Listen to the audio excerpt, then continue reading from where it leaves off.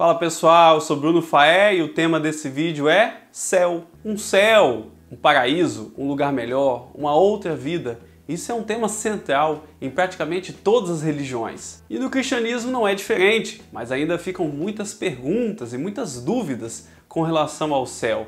Onde será o céu? Será que no céu nós vamos andar sobre as nuvens, ficar tocando harpa, como o pessoal vê aí nos desenhos animados? Será que no céu nós vamos lembrar das pessoas que conviveram com a gente aqui na Terra? Mas antes, deixe aí o seu like para ajudar no canal, se você gostou desse tema, e se inscreva para não perder nenhum dos próximos vídeos. Ative o sininho da notificação e vamos lá! A palavra ouranos, que aparece no Novo Testamento 284 vezes, é a mesma palavra utilizada tanto para se referir ao céu físico, lá onde as aves voam, quanto para o céu, que é o lugar onde Deus vive. A Bíblia se refere ao lugar onde Deus vive como o céu, a habitação de Deus. Em Deuteronômio, capítulo 26, versículo 15, está escrito: olha, desde a tua santa habitação, desde o céu.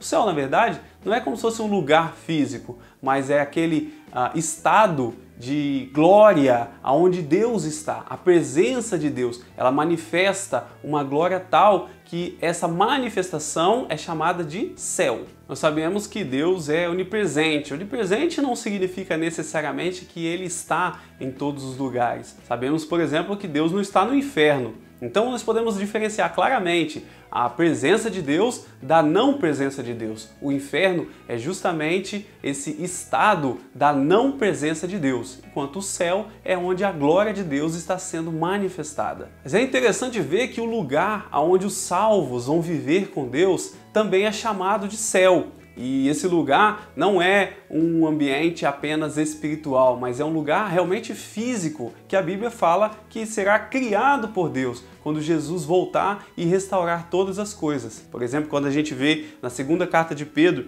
capítulo 3, versículos 10 e 13, está escrito assim: mas o dia do Senhor virá como o ladrão da noite, no qual os céus passarão com grande estrondo, e os elementos ardendo se desfarão, e a terra e as obras que nela há se queimarão. Mas nós, segundo a sua promessa, aguardamos novos céus e nova terra, em que habita a justiça. Essa expressão, novo céu e nova terra, na verdade significa um novo universo. O que esse texto está dizendo é que Deus vai pegar essa criação que existe hoje, que foi corrompida pelo pecado, e vai destruir tudo que existe para reconstruir uma nova criação e criar assim um novo céu, aonde nós estaremos habitando com Deus. E se é o lugar onde Deus habita, é chamado de céu. Então, esse novo céu que será criado por Deus, ele é um lugar físico, como é esse planeta aqui, mas é um lugar renovado, totalmente transformado por Deus. E aí a Bíblia vai dando algumas características desse céu, desse novo céu e nova terra, que nós podemos então ir pensando algumas informações, algumas dicas para nós. É claro que nós nunca vamos conseguir alcançar plenamente como será este lugar, a nossa mente não consegue conceber, mas a Bíblia vai dando algumas informações para a gente aqui, né? Ela vai dando aí um gostinho do que será esse céu. Então quando a gente vê, por exemplo, em Apocalipse, capítulo 21, versículos de 1 a 3, está escrito assim: e vi um novo céu e uma nova terra, porque já o primeiro céu e a primeira terra passaram, e o mar já não existe. Eu, João, vi a santa cidade, a nova Jerusalém, que de Deus descia do céu, adereçada como uma esposa, ataviada para o seu marido. E ouvi uma grande voz do céu que dizia: eis aqui o tabernáculo de Deus com os homens, pois com eles habitará, e eles serão o seu povo.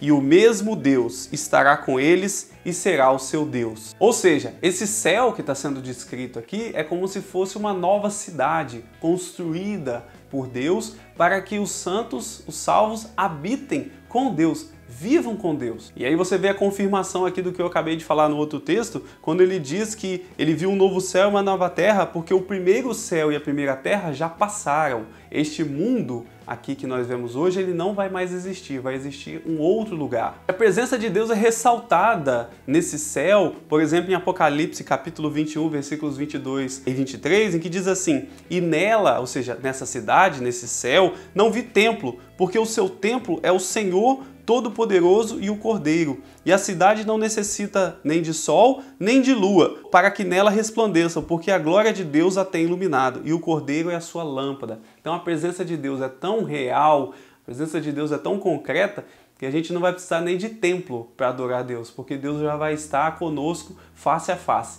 E é interessante ele dizer que não precisa nem de sol nem de lua para iluminar, que a presença de Deus ilumina plenamente ali a nossa vida e a nossa existência. Apocalipse 21 descreve essa cidade de uma maneira tão preciosa que diz ali que essa cidade é feita de ouro e de pedras preciosas, ou seja, é realmente um lugar de uma riqueza muito grande. A gente sabe que não é uma riqueza literal, não vai ter ouro físico, pedras preciosas como nós temos hoje, aí, rubi, diamante. O que vai ter lá de precioso é a presença plena de Deus junto com a gente. Também é interessante, Apocalipse 22, ele descreve esse lugar como tendo um rio da água da vida e uma árvore do fruto da vida que mostra, né, que nós seremos alimentados por Deus e ali não vamos ter necessidade de nada, não vamos sentir necessidade de nada. Ninguém vai ficar sem ter as suas necessidades supridas. Na verdade, nós vamos ter ali uma vida de abundância com Deus. E também a Bíblia destaca que o céu é um lugar onde não haverá sofrimento. Por exemplo, em Apocalipse, capítulo 21, versículos de 4 a 6, que diz assim: "E Deus limpará de seus olhos toda lágrima, e não haverá mais morte, nem pranto, nem clamor, nem dor, porque já as primeiras coisas são passadas." E o que estava sentado sobre o trono disse: "Eis que faço novas todas as coisas." E disse-me: "Escreve, porque essas palavras são verdadeiras e fiéis." E disse-me mais: "Está cumprido. Eu sou o Alfa e o Ômega, o princípio e o fim. E a quem quer que tiver sede, de graça lhe darei da fonte da água da vida." Então, nesse lugar não haverá mais morte, não haverá mais fome, não haverá mais doenças, não haverá mais choro, não haverá mais violência, não haverá mais injustiças. Finalmente nós vamos conseguir viver de uma maneira que nós sempre sonhamos e que não é possível nesse mundo. Mas a nossa esperança então é colocada no céu, nesse lugar onde a presença de Deus nos satisfaz plenamente e impede que nós tenhamos qualquer tipo de tristeza ou de pranto na presença dele. A Bíblia diz que neste lugar nós não teremos nem lembrança das coisas ruins, dos sofrimentos que nós tivemos nessa terra. Por exemplo, no livro de Isaías, capítulo 65, versículos 17 a 19 e 21, diz assim: "Porque eis que eu crio novos céus e nova terra, e não haverá mais lembrança das coisas passadas, nem mais se recordarão. Mas vós folgareis e exultareis perpetuamente do que eu crio, porque eis que crio para Jerusalém uma alegria, e para seu povo gozo. E exultarei em Jerusalém, e me alegrarei no meu povo, e nunca mais se ouvirá nela voz de choro, nem voz de clamor, e edificarão casas, e habitarão, plantarão vinhas, comerão seu fruto." Interessante a gente notar aqui, né, que Deus diz: "E não haverá mais lembrança das coisas passadas." Ou seja, todo o sofrimento, todo o trauma, toda a dor que você passou aqui nesse mundo, você não vai ter nem lembrança disso aqui lá no céu. Claro que se você tivesse lembrança dessas coisas, isso traria para você tristeza, e o céu não é um lugar de tristeza. Mas é interessante aqui também que diz que nós utilizaremos lá no céu a nossa capacidade criativa. Nós poderemos produzir coisas, nós nos sentiremos úteis nesse lugar. Então, quando a gente vê lá no versículo 21 desse mesmo texto: "E edificarão casas, e as habitarão, e plantarão vinhas, e comerão o seu fruto", significa que lá no céu nós poderemos trabalhar, nós teremos muitas atividades. Esse trabalho não vai ser um trabalho penoso. O trabalho nesse mundo é penoso por causa do pecado, mas nesse lugar, trabalhar, produzir, criar, será um exercício de prazer e de alegria e de satisfação, porque nós estaremos exercendo os nossos dons, as nossas capacidades que Deus nos dará de uma maneira criativa e eu creio que de uma maneira até muito divertida. E talvez você se pergunte: mas será que eu vou lembrar do meu pai, da minha mãe lá no céu? Eu vou lembrar do meu filho, da minha esposa? Eu creio que, de acordo com o que foi falado aqui, nós não nos lembraremos das pessoas que conosco conviveram nesse mundo, mas não foram para o céu. Senão isso seria um sentimento de muito sofrimento para a gente, saber que essas pessoas não estão vivendo ali na presença de Deus. Mas mesmo aquelas pessoas que conviveram com a gente nesse mundo e foram para o céu, nós provavelmente não teremos para com elas um sentimento de pertencimento familiar, assim como temos neste mundo, como por exemplo os casados, porque a Bíblia diz que no céu as pessoas não se casam, né? Jesus disse lá em Mateus capítulo 22, porque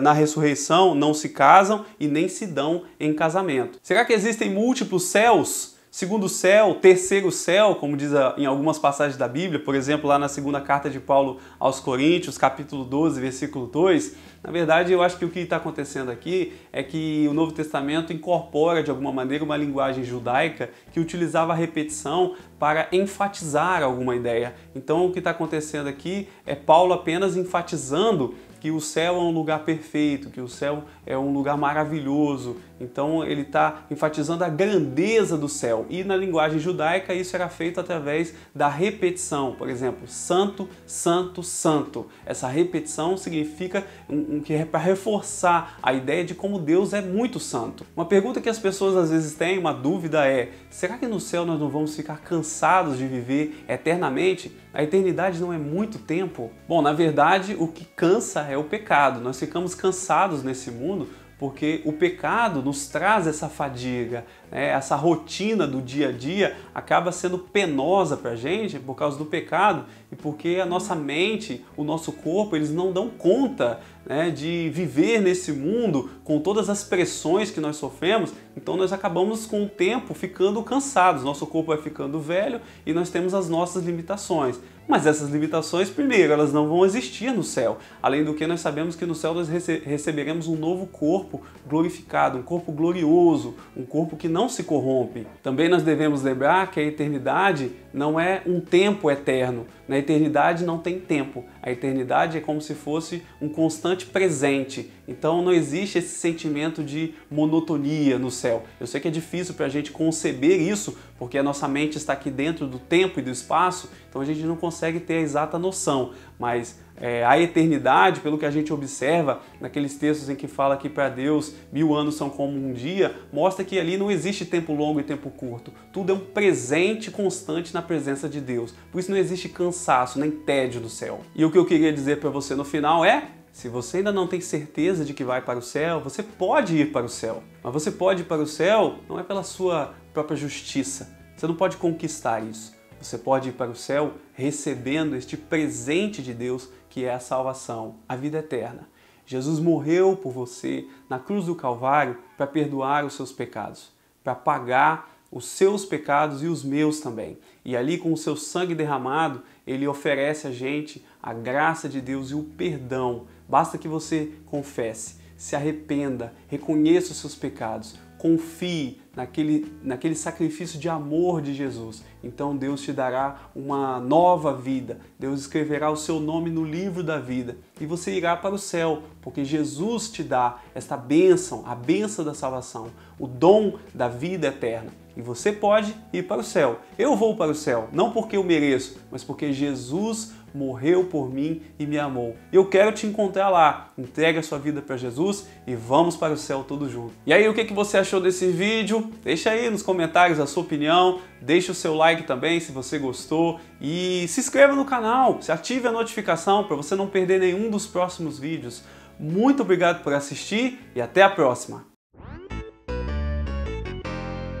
Então, de certa forma, essas expressões céu e inferno, elas servem para... A gente sabe que esse mundo é um mundo permeado pelo pecado, e por isso Deus não pode viver... Ou seja, Deus está dizendo aqui que... E também o texto diz... E também a Bíblia destaca que o céu é um lugar onde não haverá sofrimento. Por exemplo. E também a Bíblia destaca que o céu é um lugar onde não haverá sofrimento. Interessante a gente notar aqui, né? Que Deus diz... Mas mesmo aquelas... Também algumas pessoas definem a eternidade como um eterno presente, um constante presente. Tá aqui.